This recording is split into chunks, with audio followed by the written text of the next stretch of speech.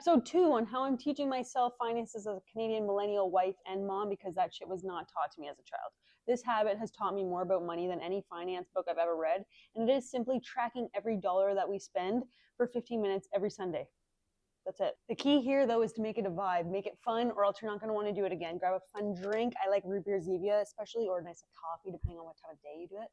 Because you want to make it something that you're going to want to return to the next week, right? We want to do this weekly. It's got to be weekly, because I used to do it monthly. Didn't work. It took way too goddamn long. Excuse my French. And it just wasn't repeatable, right? It needs to be something repeatable that you'll do it often enough. Honestly, I started with every day too. It was just silly. I didn't have that many expenses, but weekly works best. Scratch that. Best for me, I should say. You got to try whatever works best for you. Some people work well with monthly. A lot of people work well with daily.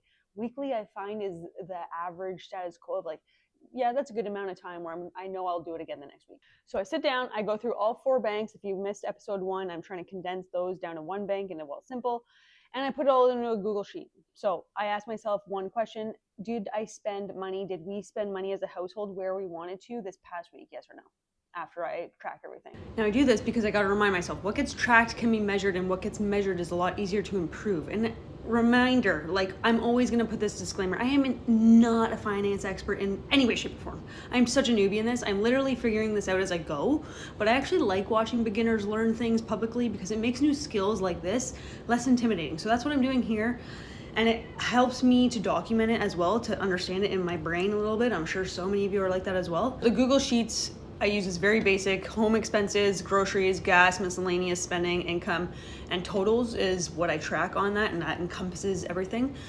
The totals tab is a bit of a shit show. It's supposed to show us exactly how much came in versus how much went out. Unfortunately, I've also managed to break half of the formulas because that's another story. So right now it's more of a financial tracking with vibes than accounting, but honestly, it's working for me. So I've always done this on and off, but I started doing this religiously every week in beginning of this year. And for this first time, I actually feel like I know where my money is always going, rather than just like hoping for the best, looking at my bank account and be like, oh, I don't even want to see it. Even worse, like not even checking it, just disregarding the whole thing for a while. Oh, don't be like me.